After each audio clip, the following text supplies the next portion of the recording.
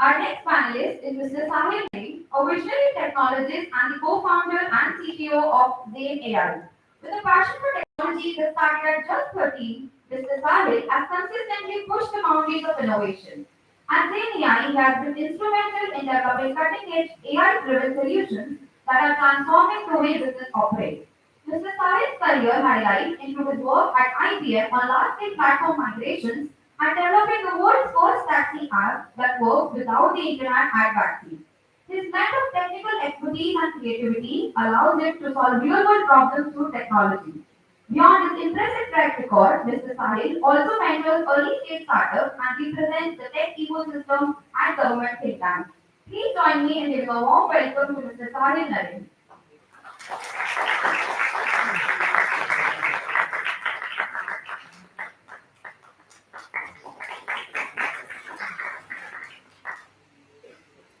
Our next panelist is Mr. Priyank Jain, a dynamic entrepreneur and strategic leader.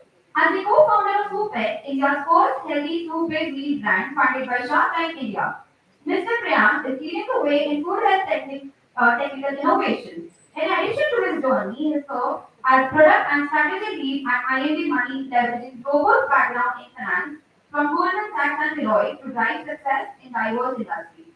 Mr. Priyank Jain holds an MBA from IIT Delhi, where he represented India at the Asia Pacific CFA Research Challenge in Sydney and was awarded the OP Gem Scholarship by the OP Digital Growth. A TEDx speaker and a regional judge at the CFA Institute RT Challenge, Mr. Priyank is also passionate about public speaking and has won multiple championships at zone and district level. Please join me in giving a warm welcome to Mr. Priyank Jain.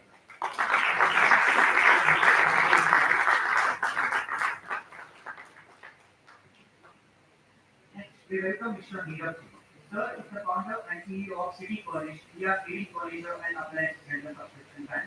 With over 9 years of experience in this domain, he has successfully established a presence in multiple cities, including Delhi NCR, Bangalore, Mumbai, Pune, and Bangalore. Sir, entrepreneurial journey reflects his commitment to innovation in the rental market. Before founding Cityfurnish, he served as vice president at Democratization, where he contributed the growth of one of India's largest foreign manufacturing. Sir was a Bachelor of Commerce from Delhi University and have also attended the Indian Institute of Management Ahmedabad, the Thomas School of Coordinated Business Studies. We are honored to have you with us today. On behalf of our team, we would like to thank you.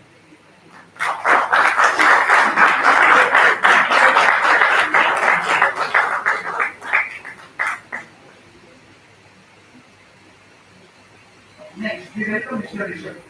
Sir is a senior sales and marketing professional with over 7 years of experience in driving business growth and scaling. He is currently the founder and chief business officer at goML, database corporation service provider. Sir has previously worked with prominent companies like LTI, Infosys, Power Cloud Technologies, and Snap, where he was instrumental in expanding partner networks and managing enterprise tech offices. He holds an MBA in marketing from MBA Cloud and a bachelor's in information technology from Mahashila and Windows. Third, expertise in sales and marketing, business operations, and strategy planning makes the valuable asset for responsibility. We are happy to have you here.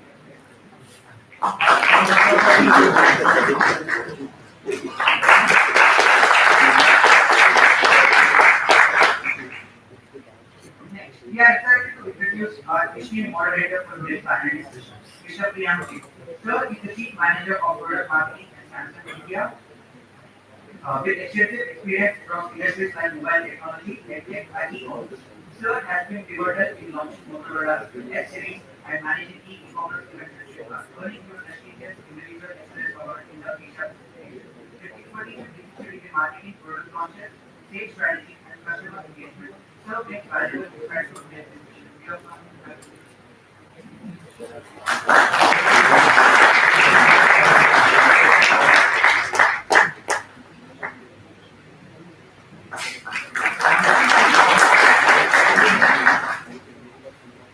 We would also like to take this opportunity to launch the most awaited annual magazine of E-Cell, the Story Printout.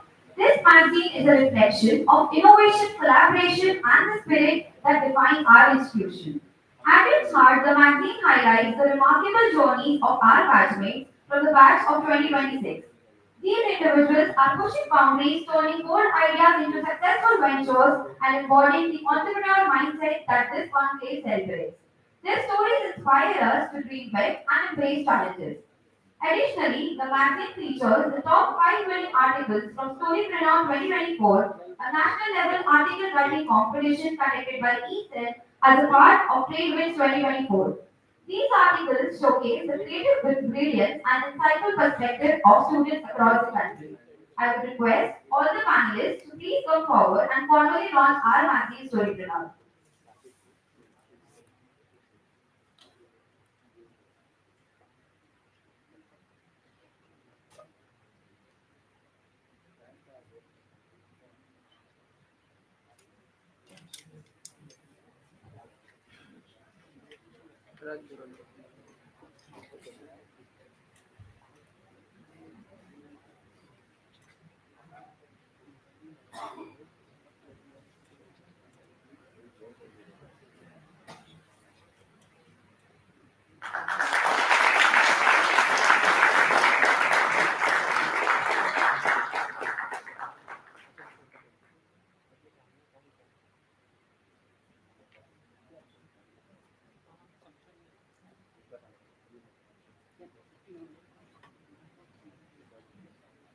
Brace yourself as we unveil the much awaited 2024 edition of our annual magazine of leadership in the Innovators 2.0.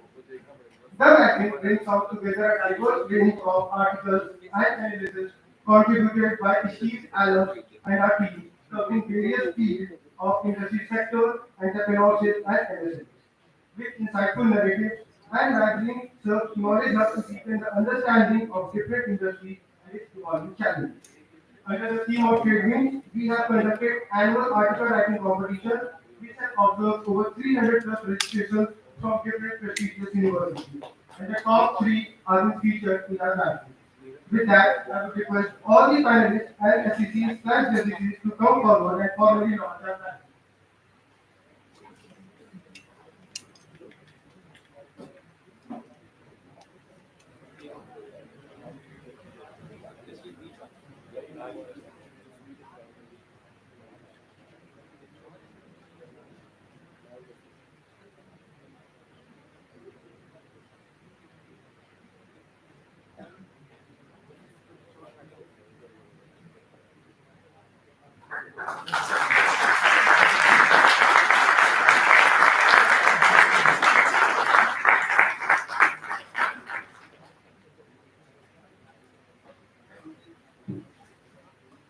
Today, we are honored to be in the presence of six remarkable people who are actively leaving their mark across industries, domains, and sectors.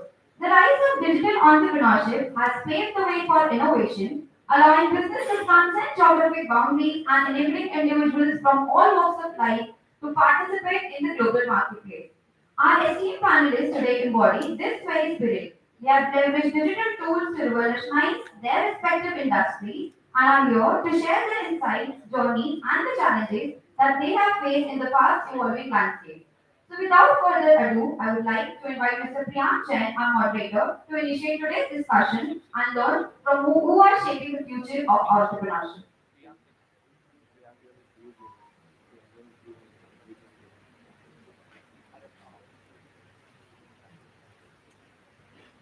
Good afternoon, everyone. Can you hear me, guys? Yes. I got the afternoon session. So with our best to make this session as much engaging as possible.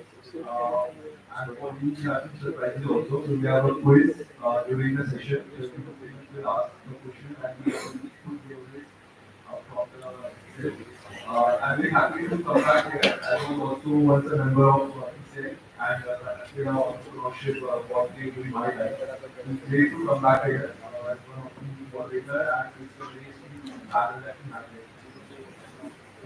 So the topic for today is digital entrepreneurship and its preparation of it.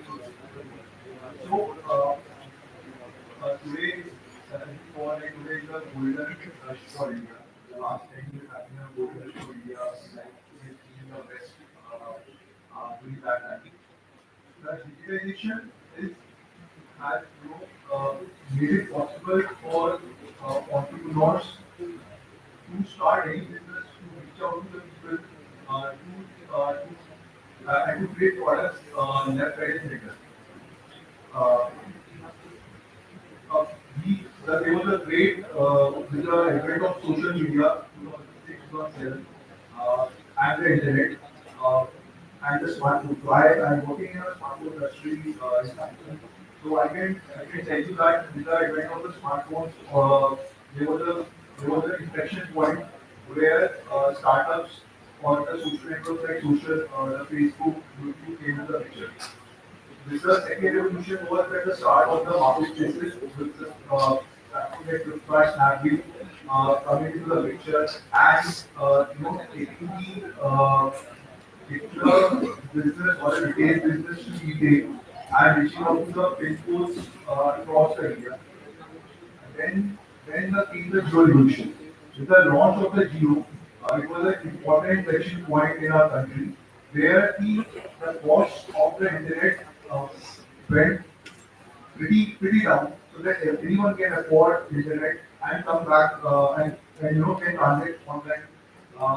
transact online and uh, buy anything. And so what it did is that it gave birth to startups like in the beauty sector, sugar cosmetics, who were primarily driven by the content creation on additional customer content. It also gave a report like Isho, right, which actually deals with the consumer who are tier 2, tier 3 based.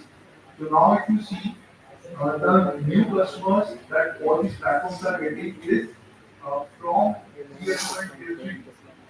The, now, so that's the power of digitalization you can see in India. So that's a great, level to say.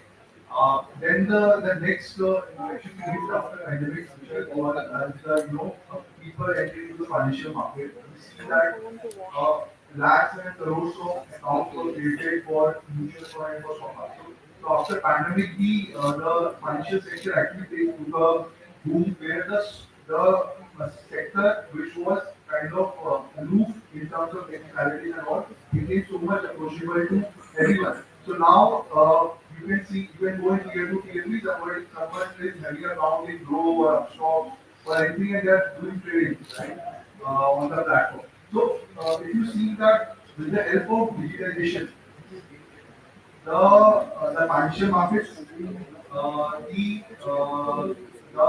retail market, also the pharma, all sectors have been touched upon and within the reach of the customers and the vice versa. The entrepreneurs that are sitting here, I'm sure that they will also worry that they are giving the fruit of digitalization and without this platform, there should be one of the someone from a FNP background, here, from a rental, from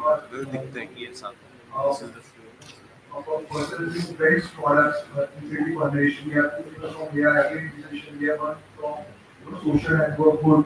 So all these products, all these companies need to are benefiting with the ecosystem of digitalization that happen in our country.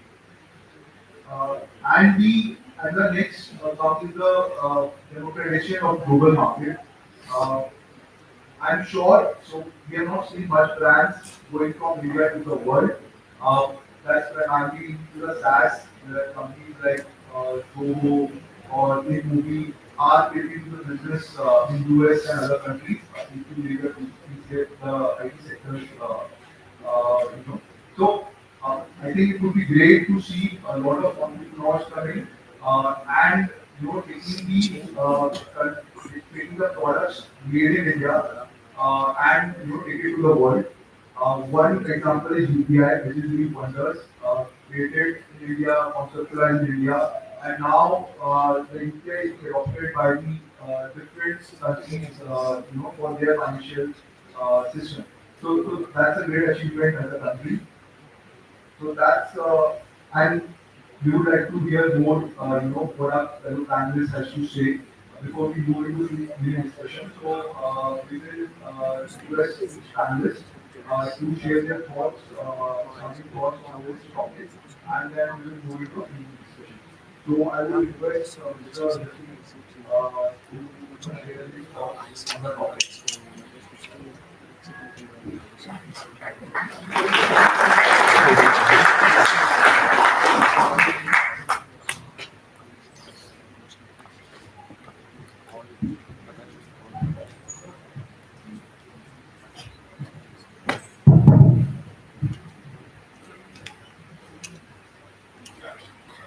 So, thanks for having me.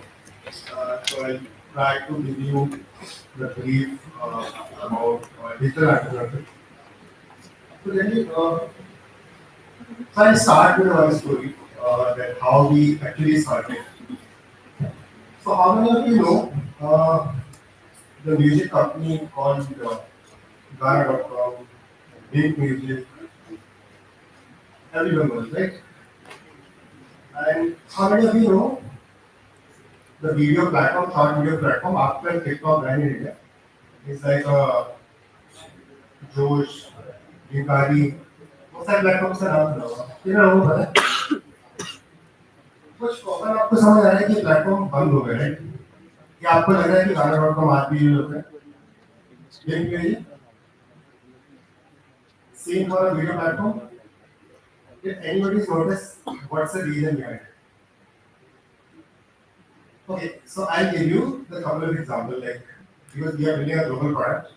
We recently launched in US and we're trying to see what's a different kind of challenge. So the story I'll tell you that कि why I'm talking about ease of business तो है क्योंकि digital है तो scale करना चाहिए build करना चाहिए क्योंकि आप बिल्ड कर सकते हो कोई और भी कर रहा है जो प्रोविजन आपके पास अवेलेबल है बाकी लोगों के पास भी अवेलेबल है द चैलेंज इज कि आप डिफरेंट कैसे करोगे कि अगर आपने आज कुछ बना दिया पर इजी है बनाना तो कोई बना सकता है तो वही सेम स्टोरी जो है वो इन सारी प्लेटफॉर्म के साथ इंडिया के साथ तो इंडिया में बिजनेस करना आज के टाइम पे बहुत इजी है कि आपके पास टूल्स अवेलेबल है आपके पास मार्केट अवेलेबल है आपके पास कस्टमर्स अवेलेबल है आपके पास टेक टैलेंट अवेलेबल है बट इन सब के होने के बावजूद भी बहुत सारा कैपिटल भी अवेलेबल है जैसे example like we talk about the Airtel right big music has everything जो स्पॉटिफाई के पास है मतलब if you talk about the capital talent सब कुछ अवेलेबल है फिर भी you are not able to compete with global platform same बोल TikTok versus तुम्हारा जनरल प्लेटफॉर्म लॉन्च किया उसके बाद after like few months I think Instagram launched Reel and Reel took off. So the challenge in India is always going to be a deep tech challenge.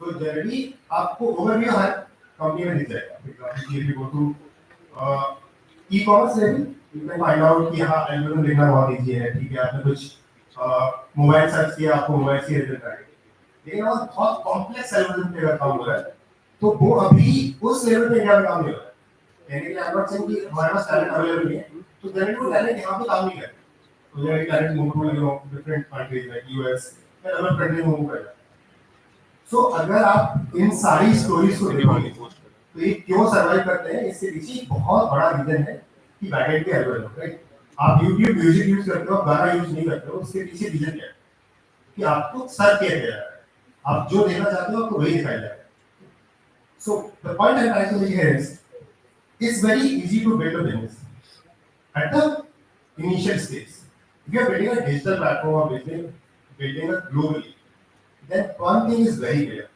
कि आपके पास solid talent होना बहुत important है जैसे example in board हमारे लिए सबसे बड़ा चैलेंज है सबसे बड़ा चैलेंज ये है कि प्लेटफॉर्म पे लोग लेकर आए वो तो आई है अगर आप अच्छा कर रहे हो लोग ट्विटर से मूव कर जाएंगे इंस्टाग्राम से मूव कर the question is कि आप जो यूजर आज आ रहा है वो यूजर कल क्यों आएगा और उसके पीछे की पूरी जो एल्गोरिथम फीड डिजाइन हो रही है नेक्स्ट डे हो रही है जैसे एग्जांपल तुम्हारे साथ अभी आए उसके बाद 2 आवर्स बाद आए तो 2 आवर्स बाद हम आपको वो कंटेंट सर्व करना है जो आपके लिए मोस्ट रिलेवेंट हो और मोस्ट रिलेवेंट कैसे होगा वो बहुत सारे आपके स्टाइल पे आए आपकी एज क्या है आपका बजट की आपका टाइम स्पेंड क्या है बहुत सारे पैरामीटर पे डिपेंड है तो द पॉइंट इज कि इजी है बहुत बिजनेस करना बट उसके साथ साथ आपको हमेशा टैलेंट को हमेशा याद रखना तो वी हैव लाइक अभी best people work in at least now कि जहां पे आपको जो कोर काम करने वाले होंगे जहां पे एल्गोरिथम से काम होता है आपको पता है कि ये हम टैलेंट जो है वो ऐसा प्रोवाइड जो लोग काम कर रहे हैं उनसे कॉपी कर सकते हैं So that's one thing that actually flashed in my mind while I think first time.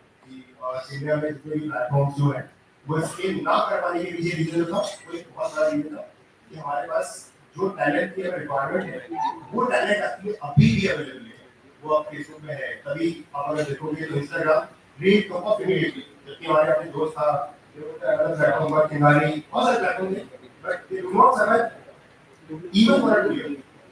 Like there was a huge amount, more than like 400 million plus users was using TikTok. Immediately shut down and then you're not able to see single platform. And Instagram took entire market. The only reason, but they were into images and like a short videos, but now it was like they are big platform.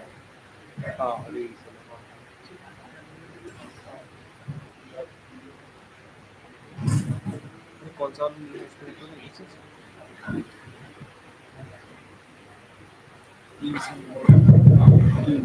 controls Zoom meetings. Alright, great. First of all, thanks everyone for having. It's really good to be back in the MBA further after almost 8 years. So I mean, we've run, I'll probably specifically talk about myself. I've run business traditionally, like which I was doing with my previous organization. We were a complete brick and mortar organization. Like we had huge office spaces, everyone was working from home. I used to go and sit with my clients and probably close things, very personal relationships and everything. And now the business that we're running is completely remote. It's a digital business. I've honestly, except for those 250 clients that we have, I've honestly not met more than one or two of them face to face. So, so while we all of us understand, right, that probably the next paradigm in this business, and it has always been proven, is digital entrepreneurship. How do you probably build businesses unlike the traditional way, right? But let's just probably I want to also dive deeper into what has made this shift, right? And what has proven this business model, right? From my experience and in my mind, this shift has come in from three factors, right, or three paradigms.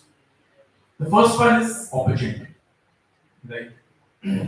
By COVID did, right, or what happened in 2020, did push that change, but that change was always coming, right? And it's always proven like organizations that were investing in their digital footprint were more successful, right? But then definitely COVID did help us probably, make that shift faster. Just in the US, and these are some numbers that before we started this business, we also analyzed. Just in the US, close to 160,000 businesses shut down in 2020, right? And most of 99% of these businesses were brick and mortar businesses in retail, manufacturing, oil and gas. There was a huge opportunity that entrepreneurs identified at that time.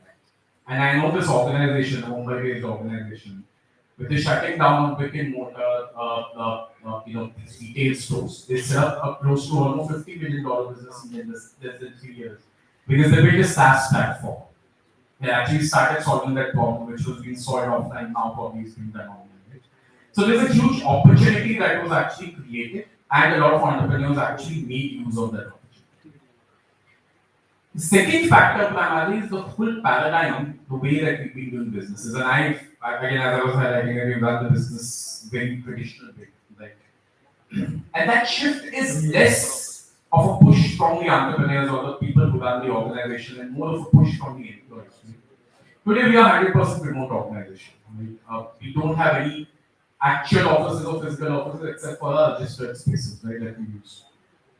And we're almost close to a $3.5 billion business in less than 15 months. Right? How is this helping us primarily is, number one, that it's especially with young folks like you, right? It has given them an opportunity to contribute better, right?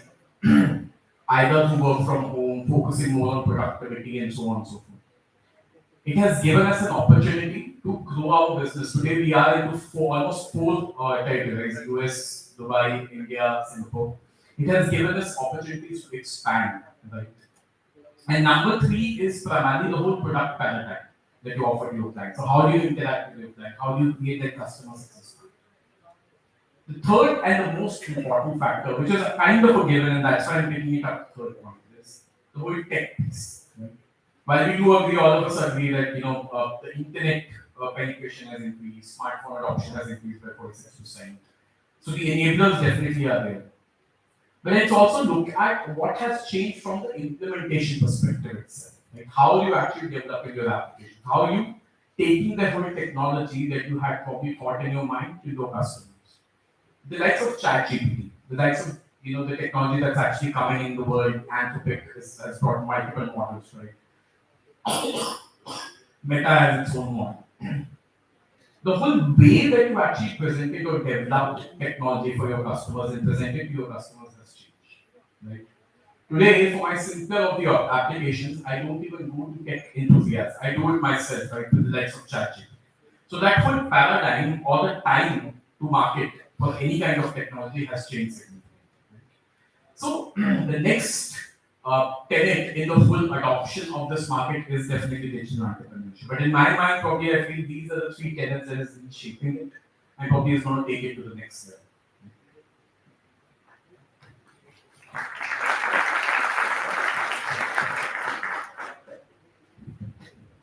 Yeah.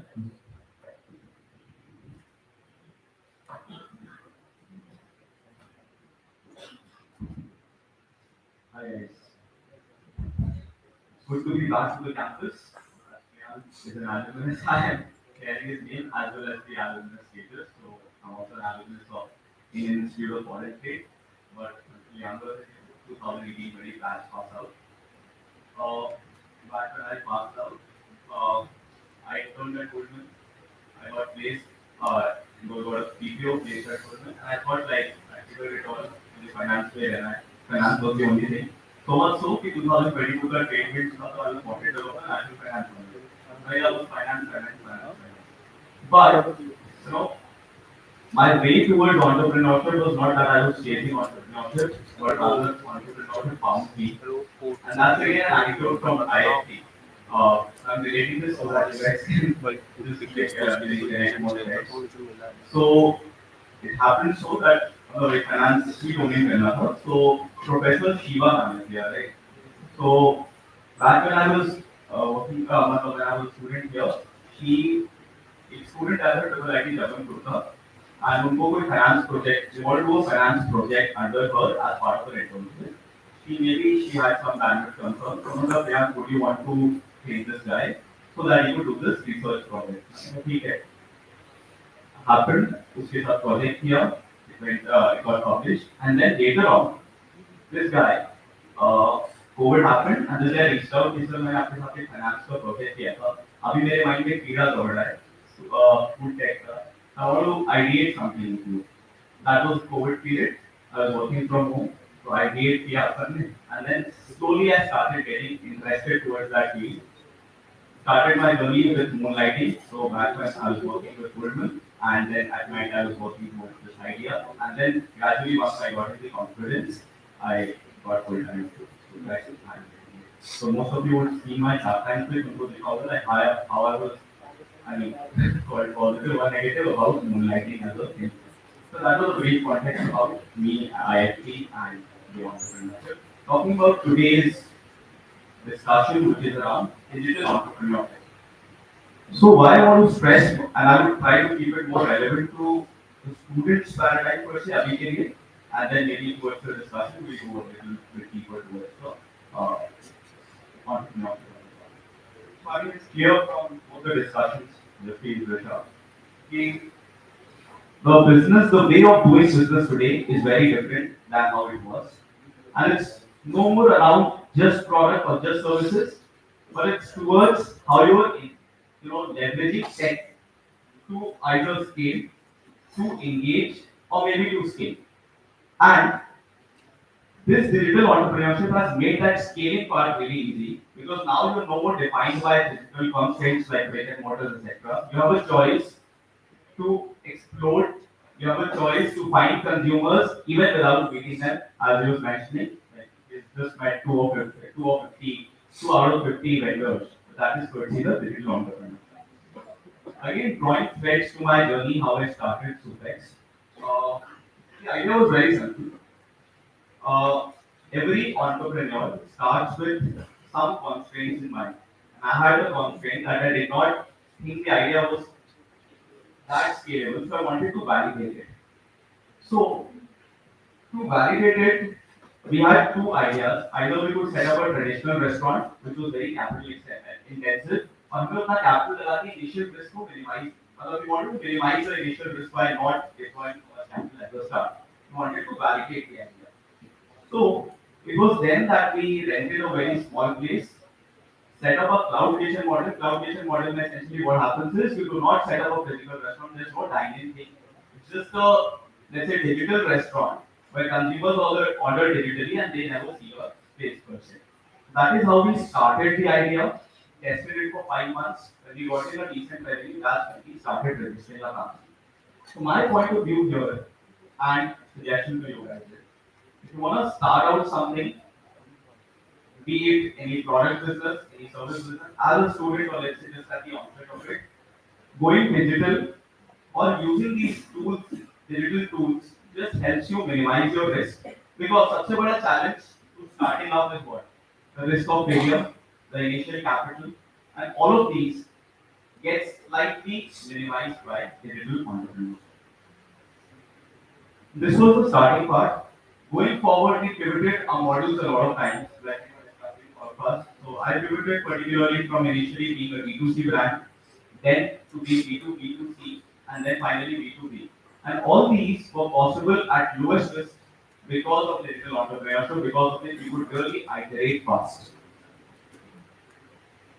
Another key facet of digital entrepreneurship, you are generating a lot of data points. And that data points when validated can be a gold mine for your business.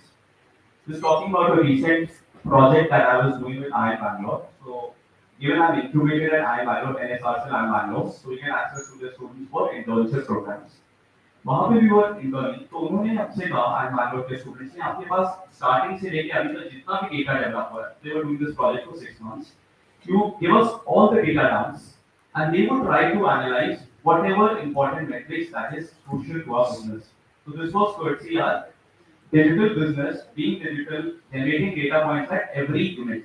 Some of the examples were like they analyze the buying patterns at the time of the day of the week, categories, repeat sales versus new user sales.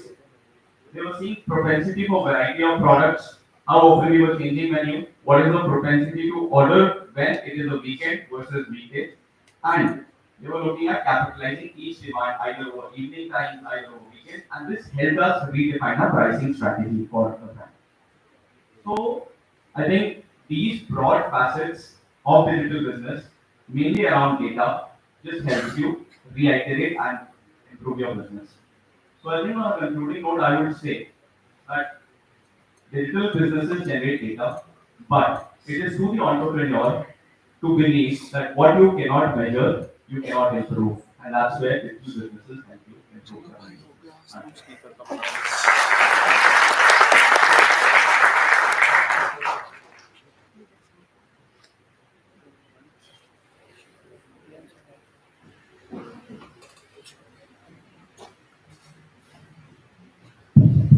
Hi, I'm Sahil.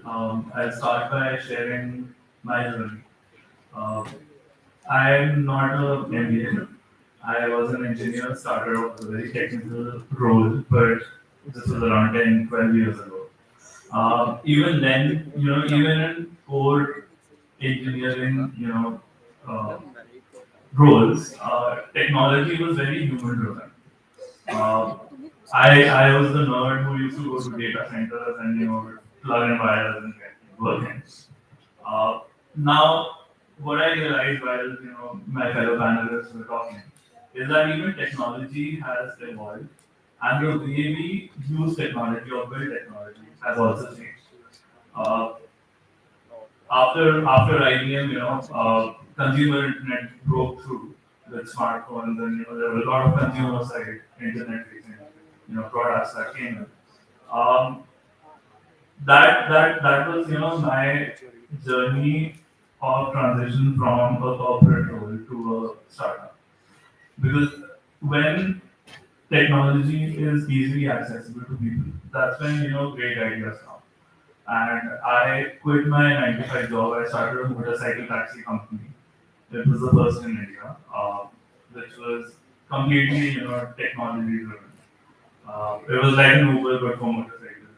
That's it, simply. Uh, that again, evolved. There were other players who came into the market. The good thing about technology products is that the markets in India and globally are so huge that all markets don't necessarily have to be dominated by monopolies or duopolies. You know. So sadly, COVID happened. We took a hit on the human operations, and that's when I started Xane AI, because personally I am a technologist and I didn't want to deal with human operations. So I started a fully technology-driven AI company, and everything during COVID happened through technology. And now today, all of that is scaling up.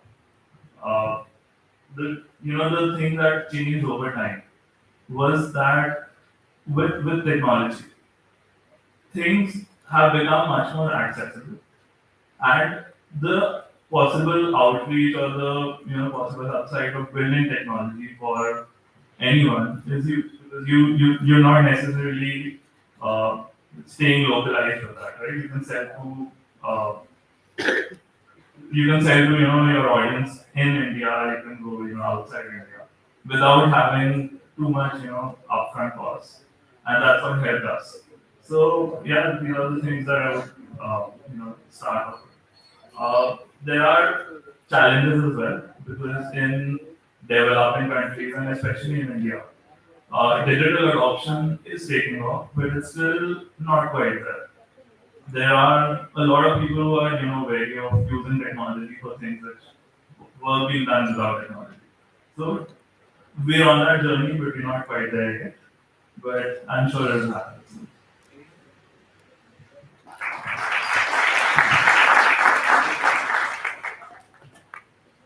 Hi everyone, I'm Neerav. I'm 30 years old, so I think you know the analyst here, but yeah, so happy to be here. So how many of you guys stay in a hostel, PG, or a rental apartment? Okay, so most of you.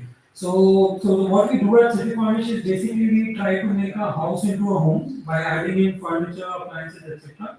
The way we do that is a little different. That we provide furniture, appliances on rental subscription at Cityfurnish. So the idea is that there's not been any alternative to buying for a long period of time. You can subscribe for a cab, or apartment by Airbnb, etc. But the same thing which goes into a house you can't rent out. Like you can rent out an apartment, but you can't rent out the furniture and appliances that goes inside. That seemed like really broken to us, so that's we started trying to solve for that. So I'll keep it very quick and short. So our idea is going to provide an ability to the user to have an alternative to buy. So they can rent out for furniture and appliances. It's completely flexible. It's completely easy going and convenient for the user. Yeah. So in our journey, I passed out from DU, went into YC, started Cityfurnish in 2019. So since then we've been going across multiple cities, doing last year we did around 60 CR in revenue, profitable, and yeah. So if anyone is looking to start up or join a startup, I'm more than happy to discuss with you. And yeah, take this journey across. So, cheers, guys. So thank you everyone for sharing your thoughts. So before I move, take the discussion forward, as I said, we have a quiz rounds in between. So anyone can answer from the people out there. So okay, so hello, are you guys ready? You have a opportunity to win, prize here. So just simply, so you ask the opportunity. Questions are very easy. So the first question is, name this person. This person was the co-founder of PayPal and have written a very famous book, 0 to 1. So raise your hands, no shouting. I'll pick that person from there. He is the person to raise his hand. Yeah, that's a correct answer. Great. So I think this is the only session where the people who are sitting down also getting something, right? Other than the young. So Okay, thank you. So yeah, and we have more four, five questions more. So you have a chance to then answer. So yeah, good.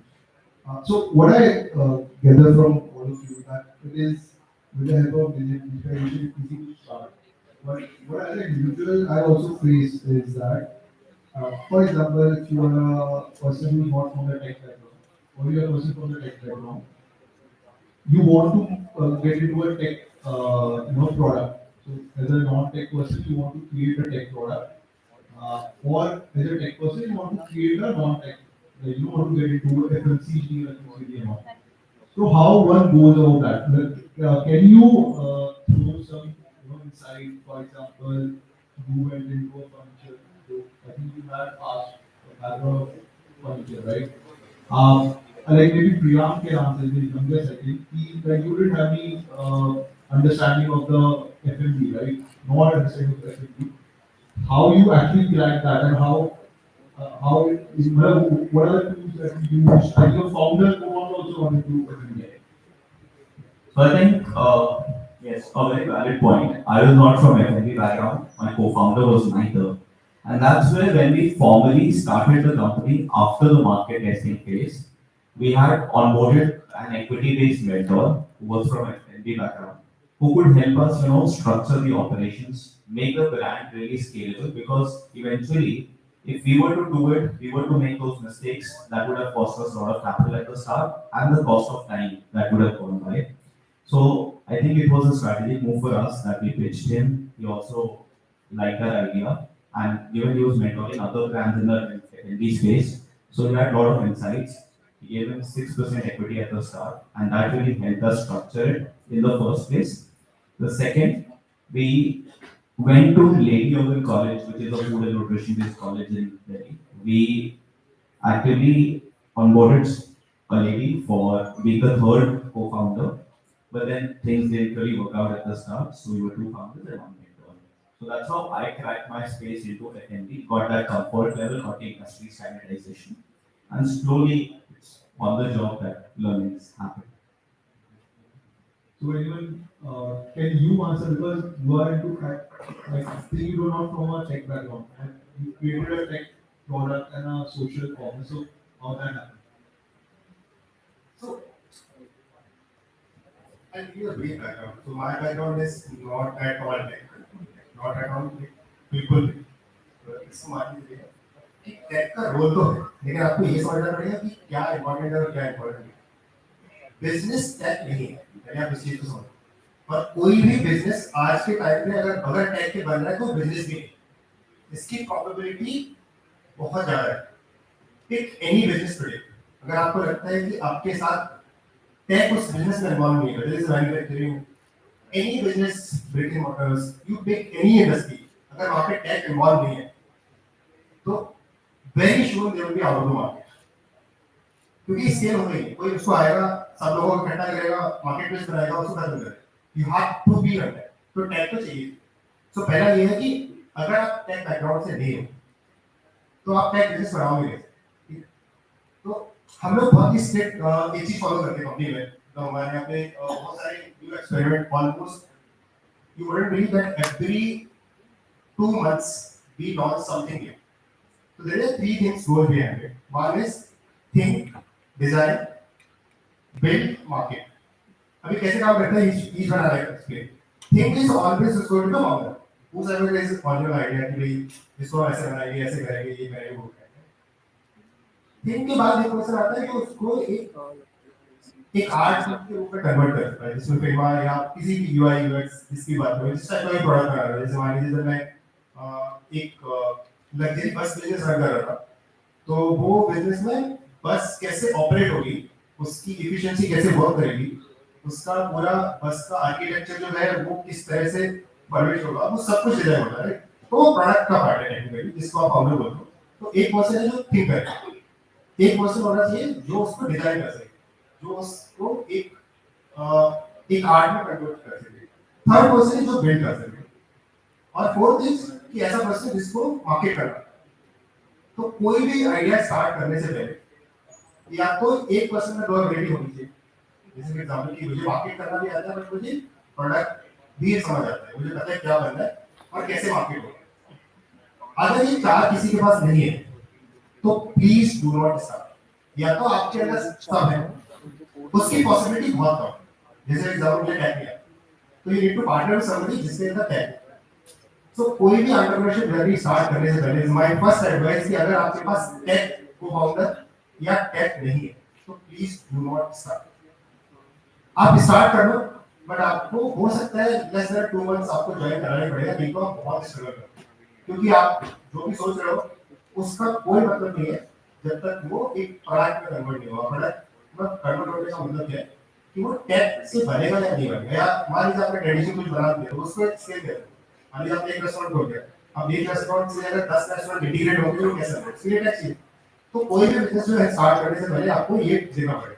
दूसरा ये जो background कि इसका कोई इस बात से डरना नहीं है कि आप जो बिजनेस बना रहे हो उसके लिए आपको टेक्निकल नॉलेज है नहीं। ये नहीं, आप अगर खोल सकते हो तो उसका टैग बिल्ड हो सकता है। और ये मैं अपने एक्सपीरियंस से बता रहा हूँ, मैंने इससे पहले सारे बिजनेसेस जो है वो टेक इनेबल्ड बिजनेस है। जैसे कोई इसके कंप्लीट है similar like but slightly different, ठीक है। दूसरा business rhino again ops business. Today we are running completely tech business, इसका कोई कोरिलेशन नहीं है जो बीच में रहा है। तो मैं इसका एक एनालॉजी देता हूँ, तो ये बहुत ही इंटरेस्टिंग है। पहले आपको ये जानना पड़ेगा कि आप एक्चुअली एंटरप्रेन्योर हो या नहीं। कुछ लोग जॉब में रह के भी एंटरप्रेन्योर है और कुछ लोग एंटरप्रेन्योर होके भी जॉब कर रहे हैं। तो पहले आपको ये आइडेंटिफाई करना पड़ेगा कि आप एक्चुअली माइंडसेट से आप एंटरप्रेन्योर है नहीं। तो इसको समझने के लिए आपको एक बहुत ही इंटरेस्टिंग एनालिसिस देना है। तो होता क्या है, जैसे एग्जांपल कुछ लोग आप बहुत क्यूरियस लोग देखेंगे, जैसे जो कैमरा बैठे हैं जैसे कि अच्छा आप ये कितना पैसे कमाते हो, कितना बचा लेते हो, अच्छा कितना हो जाता है, वो यार यार तुम बैठो ना, तुम हमारा टाइम खराब करो। अगर आप इस माइंडसेट, जैसे एक और एग्जांपल मान लो, जैसे बहुत सारे लोग नॉर्मल पर्सन अगर कॉफी शॉप में जाते हैं, जैसे सेंटर में coffee shop pick the coffee go back to the office, right. Entrepreneur enter in the coffee shop, he analyze अच्छा ये 400 रुपए कॉफी है, अच्छा यहाँ 20 लोग बैठे हुए हैं, अच्छा इसने इतने पैसे कमा रहे, ये तो बहुत पैसे कमाता है। सो अगर आपका माइंडसेट वैसे ना डूइंग जॉब और यू आर डूइंग एंटरप्रेन्योरशिप, अगर आपका माइंडसेट ये वाला है तो आप आज नहीं तो कल आप एंटरप्रेन्योर बनोगे, तो यू डिफाइन। सो आपका पहले माइंडसेट एंटरप्रेन्योरशिप होना इंपॉर्टेंट है। आपको क्या आता है, सब तो किसी को भी आएगा ही, राइट। अगर मुझे टैग नहीं आता है तो किसी को बिजनेस नहीं आता होगा, किसी मार्केट नहीं आता होगा, आप उसका बिल्कुल भी मत सोचो कि आपको क्या आता है। आपका माइंडसेट अगर एंटरप्रेन्योरशिप का है तो आपको सारी चीजें अलाइन हो ही जाएंगी। बट आपको प्रोडक्ट आना चाहिए, मतलब जिसकी मैं पहले बात कर रहा था थिंक, इसमें थिंकर कौन जो पहले इनिशिएट कर रहा है, जो पहले डिजाइन कर रहा है कि ये ऐसे बनेगा, ये अगर मैं स्कूल बनाऊंगा तो ये स्कूल में इतने बच्चे आएंगे, यहाँ से पढ़ेंगे, ये टीचर होंगे, ये वर्क करेंगे, उससे इतना प्रॉफिट आएगा, इतना जाएगा। तो वो काम अगर आपको आता है तो आई थिंक टेक आपको कुछ नहीं आता है, you don't need to worry कि मुझे टेक नहीं आता है, मुझे बिजनेस नहीं आता है, मुझे ये नहीं आता है, मुझे वो नहीं आता है। I don't think it's required until unless if you are thinking कि मुझे प्रोडक्ट बनाना आता है, बाकी लोगों को और दूसरा आपको स्टोरी टेलिंग आती है। So जो है आपको नहीं आती है तो बहुत difficult. So I want to go to Neerav first, but because Neerav is running a product and a front end is a tech. But before I go to you, I want to ask you, there are two AI people, AI founders, and in, through AI आजकल है कि no code, apps, no code infrastructure, everything, so that any layman can also start a business of their own, create a product of their own. So what is your, because I also feel that there is a tech handicap among the people. So now everyone is studying coding, but still there are a lot of people who are tech handicapped, right? So how is that AI is enabling that, or or like acting as a founder to a person who does not have a tech background and still want to do something. So you can start and then please you also. Yeah. So the good thing about AI is that you can abstract it. Because technically, if you look at any AI product today, it's almost like talking to a person. And the same thing is being leveraged with technology. So when you're building like a no-code or a low-code platform, there are many levels of abstraction, and a person who is able to define the problem well will more often than not get the results that they want. and that plays a huge role. So in fact, even while building AI, we use AI to do the heavy lifting for us, right? So because we don't need to solve problems that are already solved, right? So suppose there's some part of my product which I know that if I spend 2 hours on it, I'll be able to do it, but why waste that time? So that's why we guys have been using AI to build certain aspects of our AI product and then move on from there. What do you have to say, because you work in implementation of goML with the help of AI, right? Like you can actually make your existing business efficient and make it digital. So, and you must have seen a lot of applications in non-tech industry, if I may say, if you have an example that our non-tech industry use technologies to improve their products or their processes. I think one thing that and this way you rightly pointed out right at the beginning of this conversation is that tech is no longer. See, first before I get into that, with the advent of digital, right? While all of us understand it's very important, identifying a moat is very critical. And tech is no longer that moat. It was probably 10, 15 years back, but tech is no longer a moat for business. The reason for that precisely is what you were just highlighting right here is that today tech is not, and as you were discussing, like there are two paradigms to this. One is the consumption layer, which has changed obviously because of the Gen Z and all. But second is the whole production layer. How do you probably build these applications, these interfaces, and these SaaS and whatnot, right, for your customers? For any implementation that we do today, right, there are a lot of non-tech businesses that we work with. And in fact, that's where we come into it. There are organizations like us come into the picture. But is that the moat for my organization today, or for any digital organization, any organization that's actually providing services in that business? No. Right? The moat primarily comes at two levels. Right? I think this way was also highlighting. Right? One copy would be the product market fit or the business idea that you identify, which should be personalization of the content, which should be probably any other differentiator that you pick for the market. It's not a tech. Right? Tech is just an enabler. Second one is understanding your customers. So you mentioned probably how non-tech customers probably come and get this technology perspective. They don't come to us with a tech problem. They come to us with a business problem, right? We become a tech enabler. Again, I'm using the term tech enabler. We're not probably, we are not supporting or sustaining their business. We're an enabler for them. Right? So very critical, right, for you to identify that moat, and that moat is no longer technology. That moat is primarily idea, right? And primarily how you understand your customer, how well you understood their business, and how can you differentiate that business. I think I mentioned probably that there was a huge opportunity at the start of this decade for entrepreneurs to start applications. And just another number to throw in that 80% of the businesses get shut down, which started in COVID as well, because they were not able to identify their own. Ghana probably is a very good example as well. So yes, identifying that mode, which is no longer tech, is very critical if you plan your business in this way. You work a full stack model, like you're manufacturing, you're a front marketplace also that you run, you sell your product, you develop your product. So what do you have to say on this? First is that in terms of that how you are as a founder able to go from a product and mixing the data with it, like selling a physical product but with the help of like a digital front end. And then on renting, like convince people to rent, like change their mindset versus owning a product. So, yeah. Sure. So I come from a background where I didn't do tech management, my bachelor's, I went into starting Cityfurnish. So the first thing is that you can actually learn on the way. I did my first website myself on WordPress, I learned myself, I started in PHP and now obviously then we got money and talent to build on React and all. But the first thing is that it's like a lot of YouTube videos etc. are available and you can learn a lot of other things also. The same way you would learn maybe your marketing skills, your speaking skills, etc. Same way you can learn that, even much easier and better. Now with no-code tools, so it's even much easier to do that.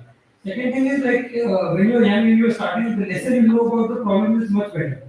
You after industry nuance, etc. So when I started furniture rental business, I didn't know the number of challenges and the problems it would take.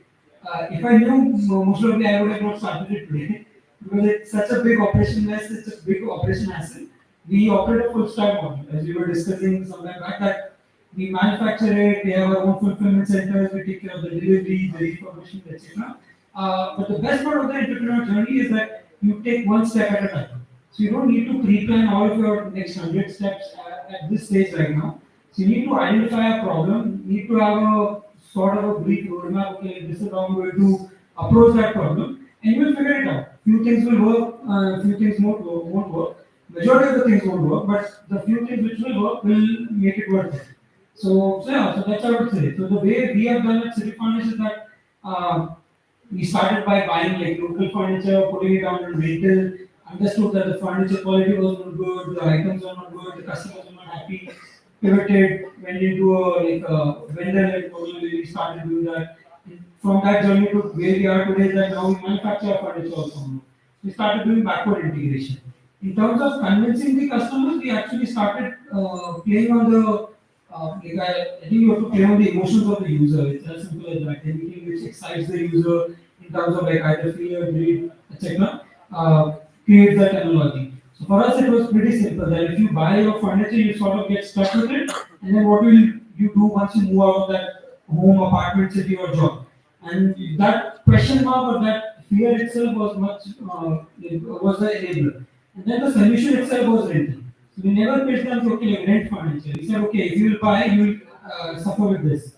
So then what can you do? And then they will figure it out and they will eventually discover it. So yeah, that's what we did.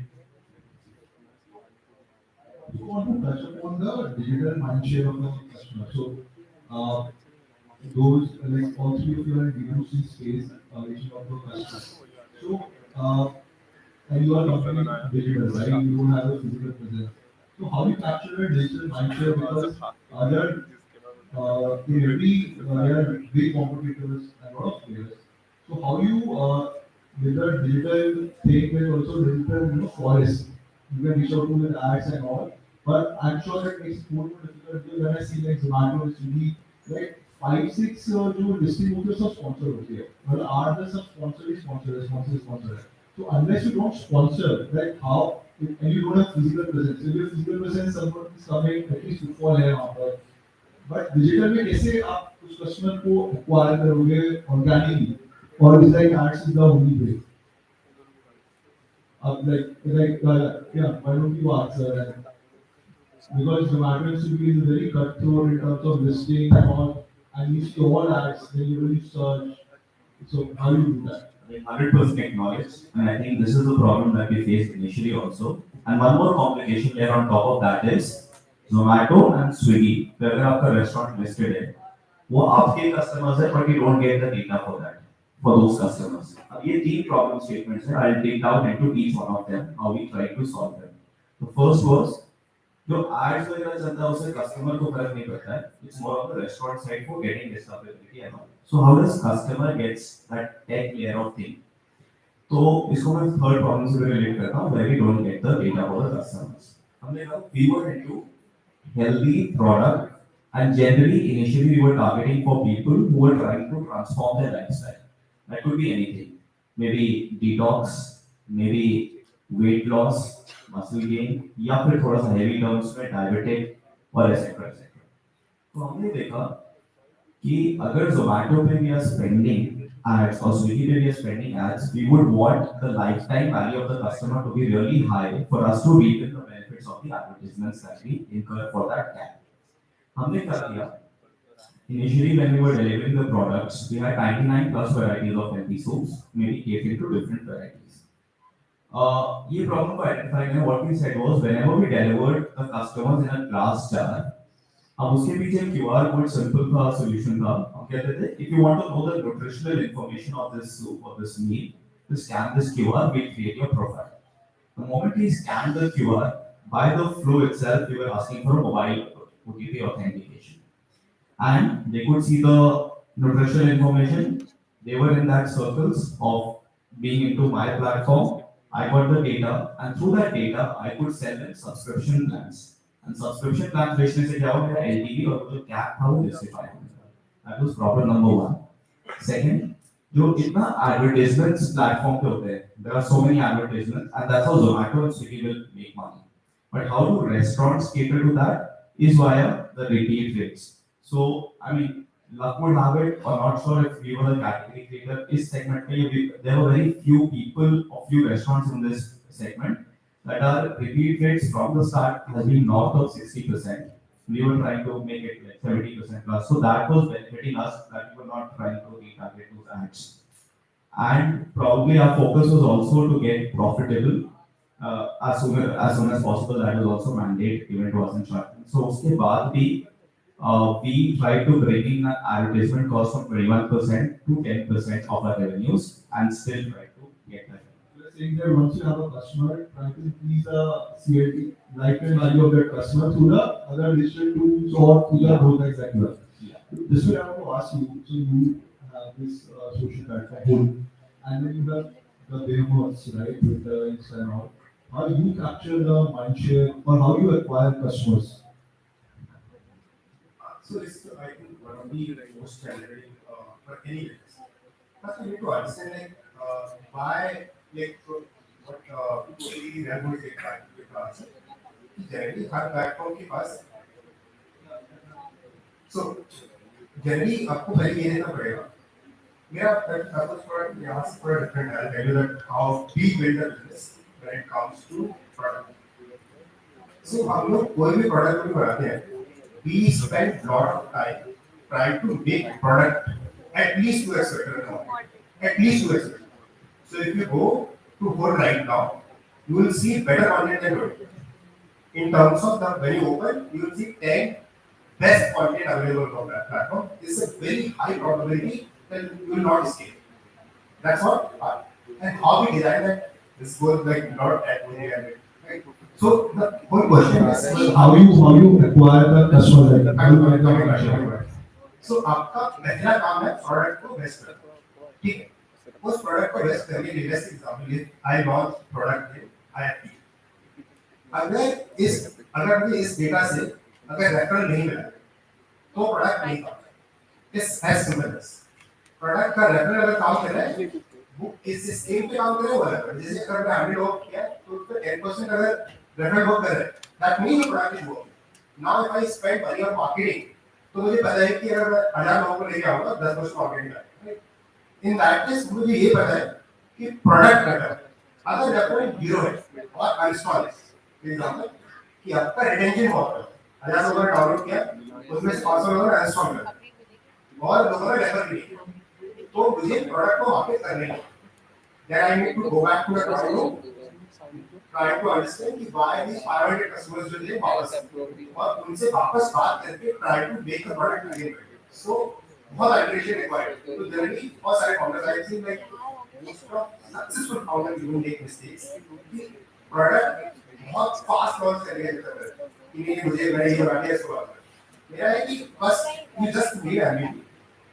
Talk to customer. जितनी आप customer से बात करोगे आपका product better होगा. तो आपका जो क्वेश्चन है वो क्वेश्चन ये है कि मार्केटिंग का नहीं होना चाहिए. क्वेश्चन ये है कि आपका रिटेंशन और रिटेंशन कब होगा जब आपका प्रोडक्ट बेटर होगा. प्रोडक्ट आपका तब बेटर होगा जब आप कस्टमर से बात करें. अब कस्टमर से बात करने का कितना प्रिपेयर करें. अब उसको ऐसे मत देखो कि मैं इसको आज 10 मिनट बोला उसे कुछ नहीं 10 मिनट है तो 10 के 2 मिनट के बहुत सारे प्लेटफॉर्म इंडिया में आ रहे हैं चलेगा उससे चीजें मार्केटिंग को बहुत सारे पैसा स्पेंड किया down. Only challenge you survive कि आपका product develop. I get it that once you have the so product is the key. Even more once you have the product and you then you increase the value of the customer and retain the customer, right? So Neerav, you rent a lot of products, right? And so for you the lifetime value is actually very important because the ticket size is high and the retention is important. The referral is also important because if he's a like a young guy like that, तो उसका circle भी rent के लिए दिख रहा है back में. So how do you first capture the audience and then retain that audience? Sure. So I'll first answer by like if you are starting young, you have zero money, how do you acquire the users? So that's also global and we did that because we had zero money when we were starting with everything in our assets. So we identified where the users are. So like for us, like there were two things. So one was like if you see anywhere we have discussed actually, like Airbnb website you can message the host. Most of the Airbnb users actually have multiple apartments running where they actually require stuff like furniture, appliances, and rental. So we just went there on Airbnb website. Every 15 days, my email ID used to get blocked because if I keep spamming keep messaging multiple hosts, they'll block your ID. But you can create multiple IDs, and that's how you do it. That was like one hack we did. The other hack was that we identified there are a lot of expats which live near Chhatarpur, Chanakpuri region, etc. And they have this platform called internations. So it's like basically their Facebook or their Instagram where all of the expats will meet and they will interact. We started becoming a part of those events when there were particular events, etc. And started distributing our visiting cards, etc. to acquire the users. So I definitely think that before you get the funds even to do marketing, there is definitely a channel to acquire the users also. It's a YC which we say that you do things that don't scale. So those are the things you do. So you start by that, you do things something which you just get the ball rolling. All that obviously now, as you said, like moving on, like as of today, we definitely do ads. The majority of our customer acquisition or discovery is via ads. But what is very important is what Jasveer also said is retention. So for us, like referral is 30% of our business. And that's very crucial. And that definitely happens only once your product or service is decent enough or good enough for the user to actually refer. Indians generally have a very low trust threshold. They will not go out of the way to give a good review, but they will definitely blast you on social media if you do a bad service. So our idea was to provide an sort of an exemplary service to ensure users that their experience is much better than what they would get outside in the industry. And if you're able to do that, if you're able to do that consistently, automatically referrals start working for you. But in a way, you have to crack the ads as well. If you're a digital business, you have to take Google. There's no other way around that. So, yeah. Okay, and Abhi, like all the business that they are in is a little easier, no, compared to AI. So everyone knows AI, but no one knows AI. And you cater to the big businesses. You have to, and so you have to get more like better checks, right? So what is your journey of getting your customer? If you can tell how you convince them that how AI is going to help them, and like show the practical use case of AI and how their business is getting through AI, and of course, then basically customer कैसा ला पा रहे customer का experience कैसे improve कर पा रहे. So our customers primarily are businesses because they use our services to build a customer facing product.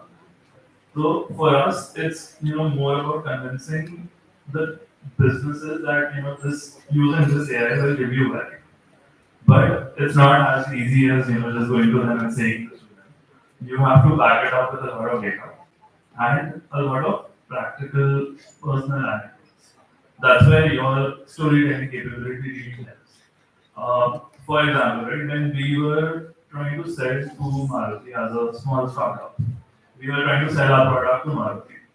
Uh, they didn't have any trust as such on a startup. Their first question, even before hearing about the product, was that keep aside whatever you're selling, how do we know that if we buy a service from you and put it out for our consumers, what's the guarantee that you won't shut down in the next 5 months or 6 months?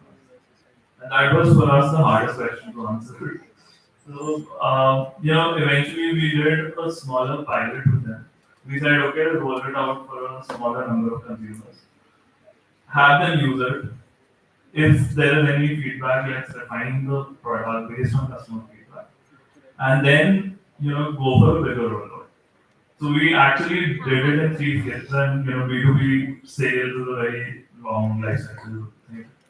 So that's how we started. So we did a prototype, we did a small pilot, we looked at, we did some refinements, and then from there the product view it evolved.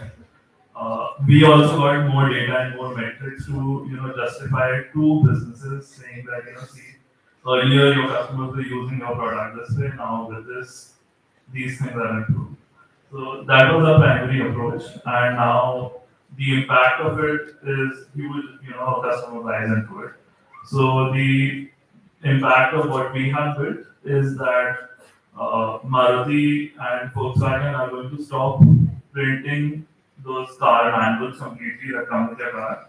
And both of these companies are moving to a purely AI-driven approach. So the pro for national entrepreneurship, the capex is low. Exactly. But also the con is that because it's a digital, so you have to earn that trust and credibility. Like everyone can drop a review on Play Store, and do a review, and on Zomato and Swiggy, right? That this and those actually matters, right? The referral matters, the hard work is also matters. So what's your take on it, right? Because he is catering to the Indian audience. You are catering to, I think, the US base, which is still more mature, but I think would expect more mature solutions also, right? Because the cutthroat things are happening there. No, absolutely. And I think this is where probably the challenge with the services business being completely run digitally comes, right? Because services inherently is itself a very intangible business, right? Like it's an experience that you're creating for the customers, right? So, and kudos to you first of all for cracking marketing your early days. What we realized very early in our days, right, is being very digital, like not having any, offline presence specifically, for which generally customers look for the services businesses. We thought, how do we start, right? That is where we first started identifying, and very important for you to understand. This is quite similar in B2C businesses. Well. You need to understand your customers, but most importantly, where they're spending their time, right? I think Neerav, you mentioned probably that you started going out to folks and handing over cards and things. So what we thought was that we'll identify businesses or small entrepreneurs, right, who would be ready to back a startup like ours, right? So we started going to these platforms like Upwork and Freelance, where a lot of people still trust digital services to even build their products and all, and we started bidding for projects. And in fact, the first close to 10 projects that we had done came in from Upwork. Now, once we had done that, right, we actually had a good amount of testimonials, we had a good amount of experiences, use cases, case studies to probably look at. And US, luckily or unluckily, if you may, is a more trusting market than right. It's still a very trust-based market, but it's an easier trust to build with the US customers. Right? So now that we had these 10 use cases that we built through the likes of Upwork and Freelance, we probably took them to probably smaller SMBs and so on and so forth and started narrating the story. Right? So the next 20, 30 projects actually came into either these referrals that we had built to these Upwork or Freelance type platforms, or the use cases, case studies that we had built. And I think the second thing which is very, very critical, especially in the services business, when you're building these partnerships. So we're partners with the likes of Amazon, Microsoft, Google, right? And they sell our services on behalf of us, right? Because we've proven our capabilities building these different services. So if I mean the earlier success came from platforms where the digital or probably trust in digital services via digital channels was already built, that gave us a kickstart. That set up the platform, right? And then probably beyond that was more partnerships, word of mouth, referrals, testimonials. Thank you. That's great. So what we I think already like you can start digital, it is easy to start digital, but once you acquire the customer, it's very important to retain that and you cannot compromise on the product. Before just we move into the next the last segment of this session, so the quiz masters here again. We have decided two questions. Okay, so are you ready to win? There is free stuff from your E-Cell club movement. So I think you should also. This question is name the founder or founders. They are founders of a very successful venture capital firm called Titan Capital, and they are also the founders of one of the very famous e-commerce companies in India. Name the person or name the so that two people. If you name either of them, you will award. Yeah, yeah, correct. So Kunal Meher and Rohit Bansal are the founder of Titan Capital. Just to tell about them, they have been very successful. उन्होंने मामा में fund किया था, उन्होंने urban clap में fund किया था, Unicommerce में fund किया था. So recently they have also won the World for India Bonds, recognizing the startups who are I think 100 crore plus revenue in India and profitable. So that's coming from India.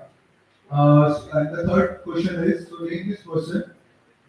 He has been the co-founder of one of the top IT companies in India and has been the chairman of UIDAI or HAR. Yes, please. Yes, Nandan is the right answer. Okay, so now to the session, and we have three more prizes to give. So and that will be the end of the session. So just want to touch upon we have talked about entrepreneurship. Just want to touch upon the temptation of going omnichannel and also offline. So I think the Priyank and Neerav can maybe touch upon this because in my industry also, what we see is that offline is growing. With the premiumization happening for the different industries, especially the the physical products, whether it's in furniture, premiumization happening. People are ready to spend lakhs and lakhs of rupees on their home the food people are ready to spend on to dine out and all. So how you tackle that temptation to if your product is to start a digital, stick to that core, or you think that omni-channel makes sense if your business asks it, so that you can because the physical touch is required in your category at least to see the product. So I agree that physical touch is required in the furniture selling cycle or the furniture buying cycle. So if you think about it, there's no offline furniture retail player in India. Every like our competition is also completely digital, completely online. So the way we look into it is that once we able like sort of plateau or growth or our user rate at the current channels we have available online, etc. That's when we want to go offline. But before that, we not want to expand our offline center and add in another level of distribution which currently we are not very well versed with. That's one. The second is that currently to like in our cycle, what we understood was there is another way of approaching this partnership. So what we did today is that we have an Aquaponics partner. Where currently today we have roughly around 6,100 brokers across India. So these are rental brokers who will show you home or will connect with the landlord, etc. And we started onboarding them. So we have a sort of a field team which goes on to field, starts on onboarding the brokers, etc. And we give them 1 month rent as commission. So it's a more of a success-based model. And that started working really well. So now we have a very big field sales team in a way of real estate brokers. But in the same way, we don't have any physical presence right now. And we don't intend to until unless we sort of plateau our growth with our current sort of distribution channels we have. The temptation is very real because everyone else around you is doing. But I feel that it's a different sort of distribution layer, and you need to have until you plateau your current distribution segments. I don't think it makes sense. Yeah, so it's just better for us to focus right now on what we're doing. Once you crack one market or one channel, then you move to the other channel. Yeah. So Priya, what do you have to say? Because though Cloud Kitchen was famous for the barbecue in there, but I also feel that उसमें brand building is very tough, right? It's tough and offline. So I would also like to connect this problem statement with what you mentioned earlier. कि when you are starting out, जितना कम challenges के बारे में पता होता है उतना better होता है. But इसमें बहुत बड़ा disadvantage ये है कि आपको लगता है सब कुछ scalable है, सब कुछ achievable है.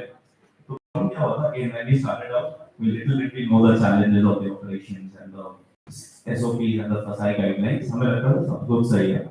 And the moment you get your first high, आपको लगता है और चीजें करने लग जाते हैं easily. And that's where the temptation of being omni-channel kicked in also for us.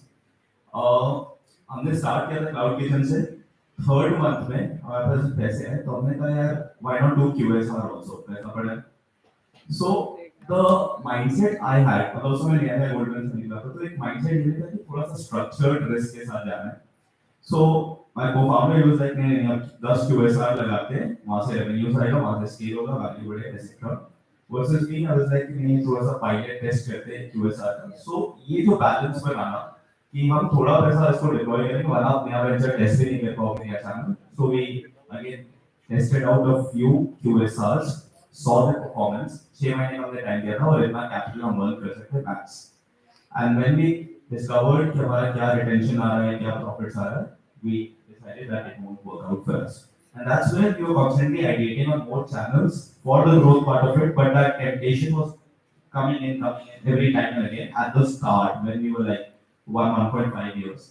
उसके बाद जब product maturity I, we saw कि कुछ channels पे focus करना is better than going across multiple channels, and that's where we started being more focused on B2B channels. जहाँ से हमें revenues भी आ रहे थे, profits भी आ रहे थे, and I mean the business was also sustaining well because of it. So yeah, we did lot of pilot testing on multiple channels. Like we went to gyms, so this was our institutional sales model. We went to a lot of gyms, did a partnership there.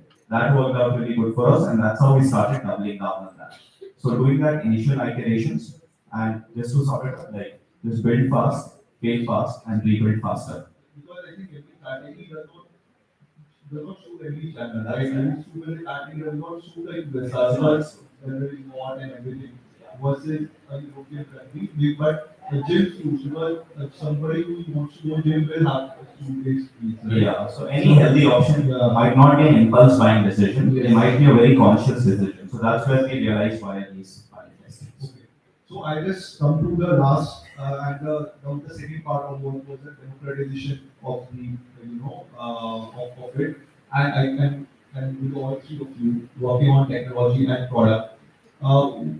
What are the things which will help entrepreneurs go global?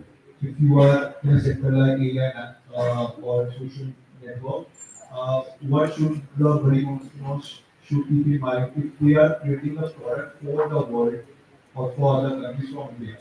What they should keep in mind. So, I think understanding your audience is the first and foremost. so It is that's why it's hard. But with AI, the good thing is that you can iterate fast. So if you are receptive to how people are reacting to your product, you will be able to eventually get there. And that's what we did, right? We started off with an idea. We didn't have any, proven hypothesis for it. We started with an idea because of a problem that we faced. And then we used that anecdote to pitch to others, convince them that, this is something that will add value. And from there, you kind of scale. So that's how it works.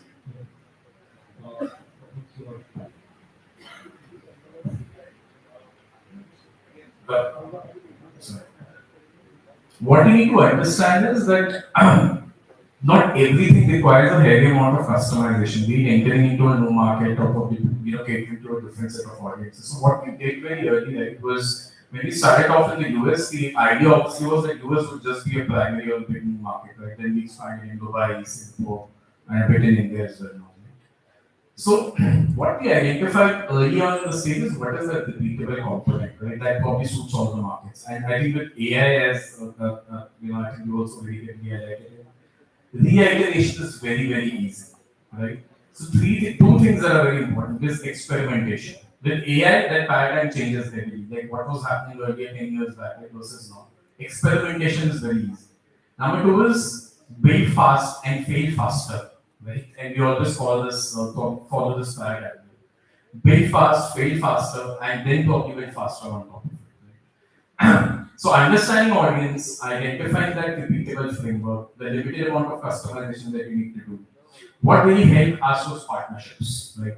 Because while yes, there is a component that probably you can build that is common across markets, but probably partner with a local vendor who understands the market, especially in markets like Dubai, UAE, and Singapore, which are very, very centric to the players or biased towards the local players, has really helped. So identifying those niche partners and building partnerships is.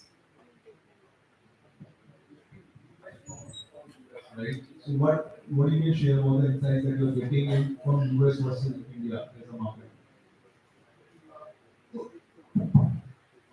couple of things you just need to understand. The how business dynamics works. For example, when it comes to regulatory channels, right? US or whatever. For example, you need to share the data to certain governments यहाँ पे ये वो करेगा नहीं करेगा। तो मेरा जो इस प्रोडक्ट को लेके चैलेंज है वो हर कंट्री में डिफरेंट टूल्स है और जब से अभी बहुत सारे हर कंट्री अपने जैसे डीपीआर है तो बहुत सारी कंट्रीज ना बहुत रिस्ट्रिक्टेड है इस डेटा को लेके आप अपना सर्वर यहाँ कर सकते हो यहाँ कर सकते हो यहाँ कर सकते हो। तो एक तो रेगुलेटरी बहुत सारे चैलेंज है। दूसरा आपको ये भी समझना पड़ेगा कि मार्केट की ऑडियंस हर मार्केट में डिफरेंट है। For example we tried US the same way we tried India right but did not work because यहाँ की ऑडियंस के पास टाइम बहुत ज्यादा है वहाँ की ऑडियंस के पास टाइम कम है। ठीक है नाउ उस चीज को आइडेंटिफाई करना तो मेरा इस पे टेक है वो बहुत डिफरेंट है। जब भी हम किसी मार्केट को लॉन्च करते हैं in fact we launch Japan and failed miserably because the hypothesis was very clear कि यार ग्लोबली जितनी भी कंपनीज हैं उनमें से मोस्ट ऑफ देम कोई भी सक्सेसफुल नहीं है जापान में बट एक ट्विटर जापान में बहुत है। तो हमारा हाइपोथेसिस है कि वहाँ पे लोनलीनेस बहुत ज्यादा है तो लोग बहुत ज्यादा एक्सपेक्ट करते हैं तो let's do the POC and try to launch the product. So as I said, we do like quick experiment. We basically build a product. We said कि let us come out. But क्योंकि language का ये बहुत बड़ा effect है, we do not understand the tone of the customer. Right? कि ये एक तो language का बहुत बड़ा प्रॉब्लम है, दूसरा local hiring का बहुत बड़ा चैलेंज है, दूसरा regulatory चैलेंज है। तो different market में लॉन्च करने से पहले बहुत सारी स्टडीज है। तो अगर कोई आप लोकल पार्टनर आइडेंटिफाई कर पाओ तो काफी है। जैसे हमारी यूएस काफी इजी इसलिए होगा क्योंकि यूएस एक तो थोड़ा सिमिलर है मार्केट में। हाँ दूसरा ये कि ऑडियंस थोड़ी समझ आती है बिकॉज़ इंग्लिश स्पीकिंग ऑडियंस है तो you can interact you get the feedback why is working why is not working. So we launch almost all the IT and we try to understand अच्छा जितने ITs के उसमें ये ऐसे काम कर रहा था बट आईटी में इस तरह से काम कर रहा है। So I give you the couple of things क्या वर्क करता है और क्या क्यों नहीं वर्क करता है। सो ये होता है कि आपने कोड क्रैक कर लिया जैसे आप चैनल पार्टनर की जब बात कर रहे थे कि ठीक है कि मैंने एक वर्टिकल देखा है कि ये चैनल वर्क कर रहा है तो आप उसको डीप में चलेंगे और आपने उसको क्रैक कर लिया। हमारा अप्रोच वो तो रहता ही है जैसे अगर कोई अभी कुछ स्टार्ट कर रहा है तो आप कुछ तो सोच के स्टार्ट कर रहे हो कि यार ये चैनल पे करेंगे वर्क करेगा। अब गुस्सा ये हो सकता है कि आपने फर्स्ट पर भी 6 मार दिया चल गया नहीं चला तो ऑप्शन क्या।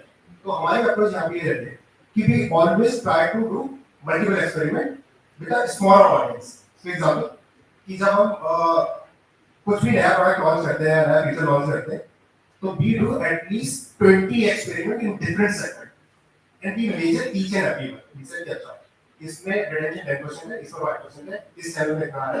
जैसे एग्जांपल कि आपका इन्फ्लुएंसर मार्केटिंग है हमारे पास ठीक है उसमें देखते हैं एंगेजमेंट जो है वो गर्ल्स का बढ़ जाता है। फिर हमने देखा कि ये काम करते हैं और रेडिट पे चलते हैं डिस्कॉर्ड पे चलते हैं डिस्कॉर्ड पे ऐड किया देखा अच्छा ये वाली ऑडियंस रिटेन ज्यादा करती है पर इसकी एज ग्रुप ज्यादा है ठीक है mismatch. Then goes to Facebook then see अच्छा यहां पे ऑडियंस जो है 40 प्लस वाली है नॉट रिलेटेड। अच्छा यहां पे कैप 10 आ रहा है यहां पे 20 आ रहा है यहां पे 200 आ रहा है। नाउ आप जितने एक्सपेरिमेंट कर पाओगे is very easy to crack the code. So entrepreneurship में मुझे लगता है कि दो ही चीजें काम करती हैं कि आपके एक्सपेरिमेंट जो है वो कितने ज्यादा हो रहे हैं और कितना फास्ट आप चीजें जो है किल कर पा रहे हैं। We do not track कि ऐसा ये नहीं वो कर रहा है पहले भी डिसाइड कि ये वो कर रहा है let's close it. That's the whole thing also like execute like get your things right. You cannot fit that product. So the faster you execute, So the right. you have to figure out the game. Right. So we are at the end of our session. I hope buddies entrepreneurs who are sitting there must have got understanding of if you want like what are the important challenges or what are the important tenets if you want to start your business. What should be kept in mind because many other founders who have done it from the start and coming from the backgrounds where they didn't have a lot of money, didn't have a lot of domain knowledge, but doing that. Uh, uh, there is no entrepreneurship summit without an entrepreneur pitch. So I also didn't plan it. But is there any budding entrepreneurs here? Because there are founders here. If they like the idea, they can fund you. I can also fund you with, but I can fund you with installments. I will have a salaried person. So I can only fund you every month. I can't fund you upfront money. So are there any entrepreneurs who thinking of something, or like the bathroom entrepreneurs who want to pitch a 60-second or a 2-minute pitch? It would be great to see. You have a founder here sitting here. Anyone? It's okay, we'll not tell your place for us. He's an entrepreneur and wants to start his business. Presently, 30 out of the PPOs and PPIs. वो अपनी बोलेंगे like whatever happens, stays here. And you get the funding, so you can show the middle finger to the place for us. No issues. Anyone? Oh, no one, no one. हाँ मतलब कुछ भी whatever is your mind कुछ नहीं बताना कि मैं ये करना चाहता हूँ क्या है can we give us a mic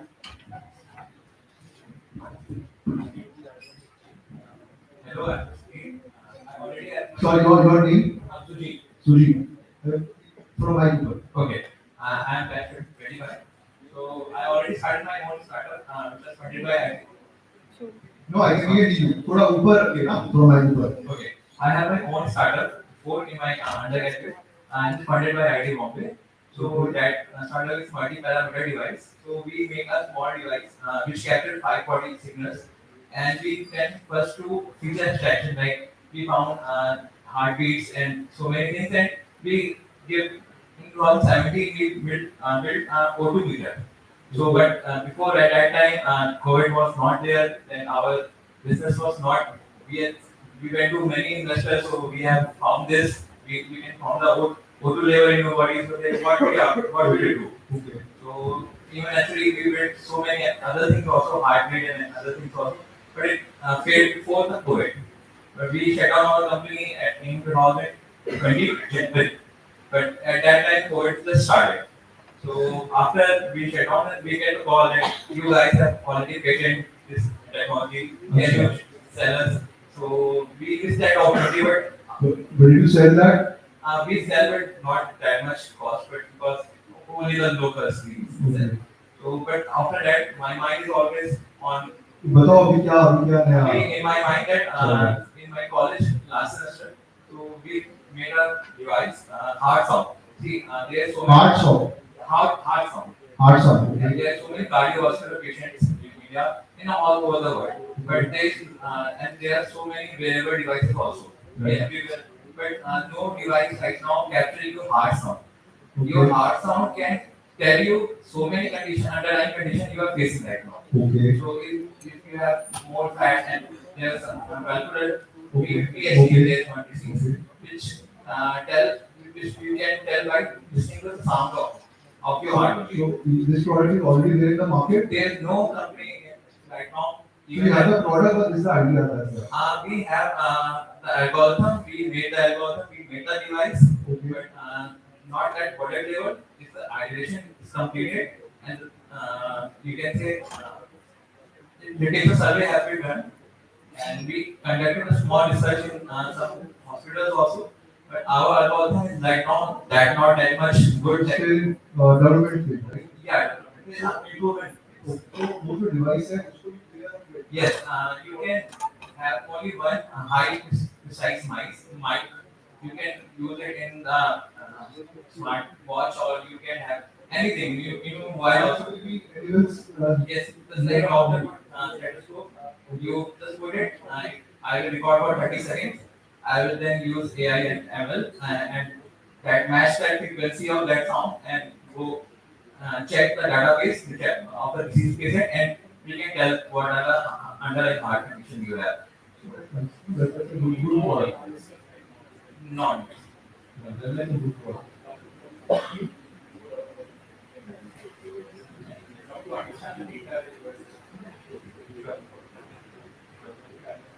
Because in Samsung, like on Samsung, there are a lot of creating wearable devices. You just want the ring, where the smartwatches, which is around your head, and how you can, and also preventive health, that how you can, prevent any situation that you're going through, and like, prevent a heart race or heart disease. So that's great. That's great. Really. I think a lot of us are.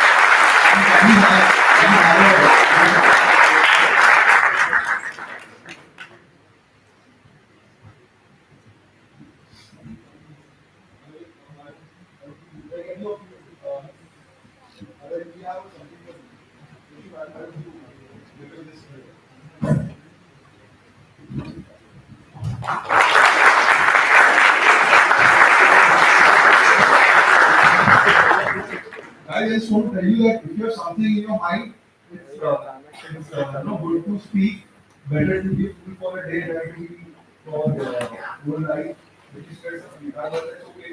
Uh, uh, we just two more questions, right? I just ask two more questions so that we can give you the prizes. So this fourth question is name this industrialist.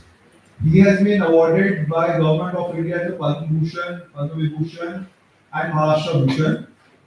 He is also the architect of creating the first indigenous car of India. That's correct. So Tata Indica was the first indigenous car of India, and he just lost it. Very sad, but yes. Now the last question is on AI, and very current. So name this scientist. He's the recent recipient of a Nobel Prize in Physics, and also called the father of AI. And he also gave a very controversial statement about Mr. Sam Altman. I just gave, I just have to take somebody. Yeah, you at the back. हाँ job AI की help तो नहीं ना answer के लिए पता ना so who's the second one who won the Nobel Physics Prize with him John Hopfield. Okay, great.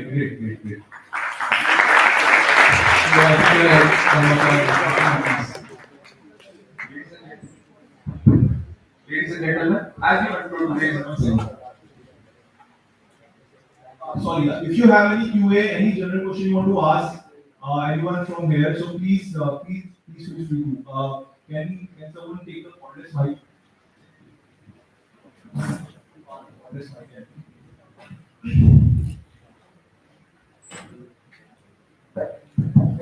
Let know the speaker who you want to ask and what is the general. Good afternoon, sir. I'm Pradhan Agarwal from the batch of 26. So my question is for moderator, sir.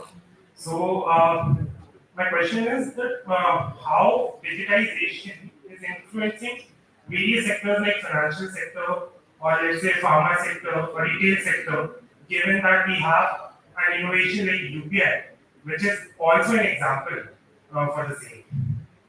I can speak for the retail and e-commerce because pharma I don't study much. But just to give you an example, I just came across this story. So normally the vendors होते हैं, so what they do is they get up at 4 o'clock, buy vegetables and everything. But you talk about UPI. So what is a company? What it does is it takes orders from those people. Like they put orders on their app a day before. जैसे अगर मैं पाव भाजी का ठेका लगाता हूँ, right मेरा हर दिन मुझे कुछ सामान चाहिए, फ्रेश सामान चाहिए, तो मैं रात को वो ऑर्डर उस ऐप पे रख दूंगा. And this company what it does is that it takes order from everyone, and in the morning that order will be with you. So what it does is that first he doesn't have to get up like 4-5 a.m. in the morning, right? He can come to his Kela at 9 a.m. or whatever time he comes. The food will be or whatever raw materials he required will be there. He just have to pay through the UPI, and everyone is using UPI, nowadays. So that's the kind of digitization is happening. कि अगर ठेले वाले को भी अगर कोई अपना सामान चाहिए, तो वो अब जाके खड़ा नहीं हो रहा है. There are people and companies or like startups who are taking the orders, and what happens is bulk order मिलता है, आपको quality भी आप दे सकते हो, right? आप better bargaining कर सकते हो. That's the power of bulking comes with the bulk orders. So that's the power of UPI that anyone can pay through a system called UPI. And we talk about the finance. So जो अपना stock market है, I created my mother's account in Zerodha in a minute without any intervention without any human interventions, and I just connected her account with PhonePe, which is a UK-based company. So that's the power of UPI. It's even empowering the less empowered gender till now. People like my mother who can now transact or buy stocks and sell stocks or invest in other instruments. So that's the power of UPI or digitalization that's happening. Hope that answers. Anyone else? There's a person in the background here.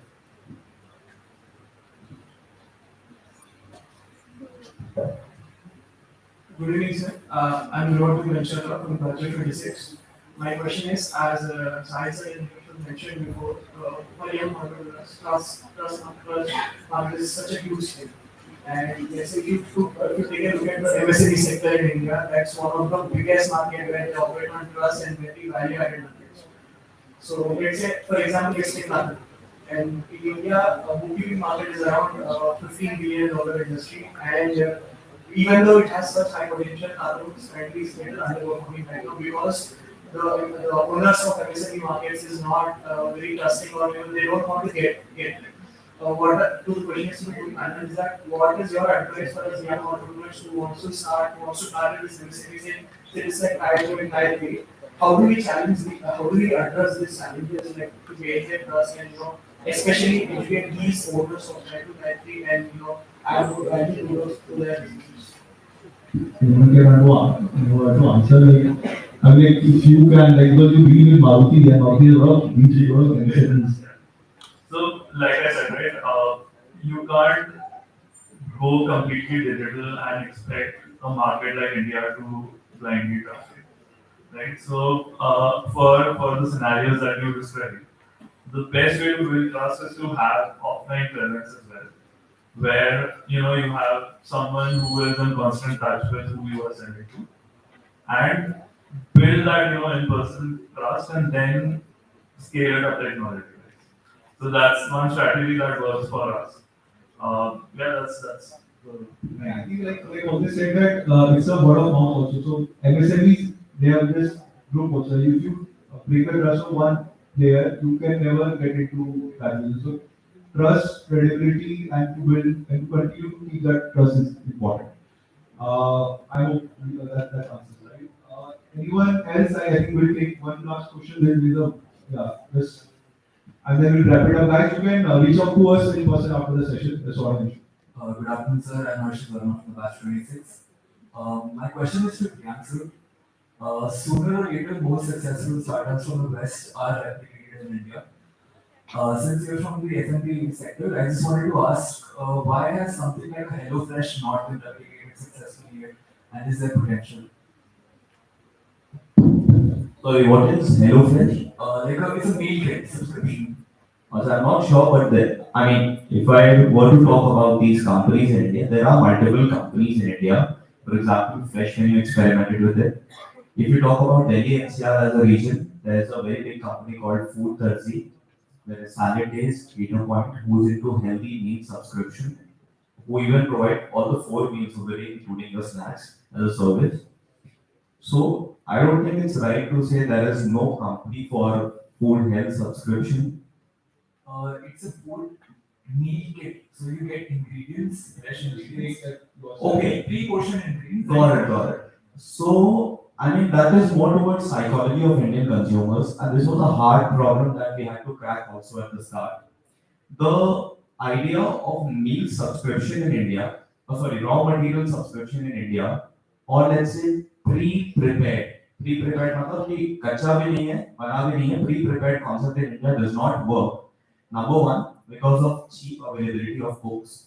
Number two, because there is a notion कि थोड़ा भी frozen format of food होगा, so it's not healthy, it's not good for your health. So that's why this frozen format of food in India works for B2B models. जितने भी branded chains of restaurants देखोगे India में, including Chayos, Adhikams, whoever you want to name, they work. The standardization just works on the frozen model. But that's never exposed to the consumer side as a product for sanitization because of those, psychology of consumers around frozen food. So, अगर किसी को इसमें really crack करना है, they would have to invest a lot into marketing to change this psychology. And maybe there is no capital come into this segment for changing this psychology. That's why I think this does not work in B2C space.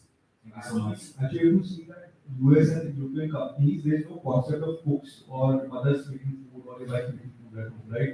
Everyone cooks themselves and everything.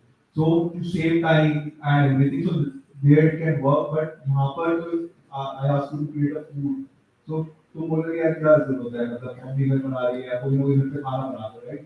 So I think some players I think did start with this meal based like they were copying but it didn't work because as an individual we are not trained to cook ourselves or do our chores ourselves. We still have some people household and everything to do it. So that's why it's not working again. So cultural issue more so of the business bit. Okay, Thank you so much. thank you guys. Yeah, over to you. Ladies and gentlemen, as we conclude today's discussion, let's take a moment to recap takeaways from esteemed panelists. Our moderator, Mr. Priyank, ensured an engaging and interactive session, setting the context with insight on the impact of digitalization across finance retail, pharma sector, and the significance of UPI. Mr. Jasveer shared how non-tech entrepreneurs can still create successful digital products by adapting the right mindset. He also highlighted the contrasting mindset of entrepreneurs versus an employee. Mr. Rishabh Sood focused on the importance of becoming a tech enabler to solve business problems, underscoring the shift from traditional to digital entrepreneurship. Mr. Priyank discussed the challenges of resisting the temptation to go omnichannel, stressing the importance of focused approach. Mr. Sahil Narain highlighted how, although digital entrepreneurship has low upfront costs, earning customer trust remains a challenge. However, the AI business can learn quickly and gather data rapidly, making it easier to adapt and build stronger customer relationships. Mr. Jain pointed out that tech can be learned on the go and shared creative methods to gather user data in innovative ways. A recurring theme today was the critical importance of customer retention in digital entrepreneurship. Additionally, we explored how technology enables business to solve problems more efficiently, while also highlighting the challenges of trust and retention in digital ventures. As we close, remember that we are all part of this evolving digital landscape. Whether you are starting out or already established, the tools and strategies shared today offer a pathway to seize new opportunities and innovate. A heartfelt thank you to our esteemed panelists for their invaluable insights and to engaging audience. As a token of appreciation, we will present a small gift to our panelists for their time and contribution. Thank you for making this event a success.